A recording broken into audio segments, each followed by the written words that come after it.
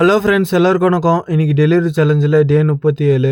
இன்றைக்கி சாயங்காலம் 7 மணிக்கு ஸ்டார்ட் பண்ணோம். ஏன் ஸ்டார்ட் பண்ணோன்னா, ஒரு ஷூ ஒன்று ஆர்டர் பண்ணோம். அது வரது கொஞ்சம் லேட் ஆகிடுச்சு. அது எப்போ வருமோ என்ன ஏதோ தெரியாமல் ஏன் போகிறது அப்படின்ட்டு போகல. அதனால் சாயங்காலம் 7 மணிக்கு ஸ்டார்ட் பண்ணோம் ஃப்ரெண்ட்ஸ்.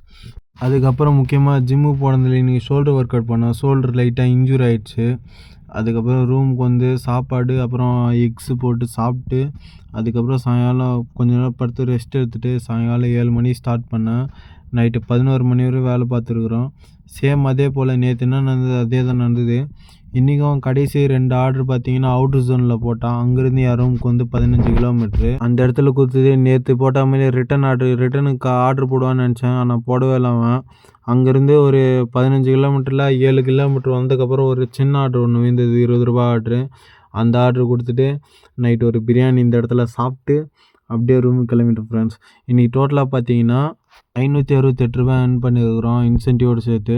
37 நாள் டோட்டலாக எவ்வளோ ஏர்ன் பண்ணணும்னு பார்த்தீங்கன்னா 41,006 ரூபாய் ஏர்ன் பண்ணியிருக்கிறோம் ஃப்ரெண்ட்ஸ்.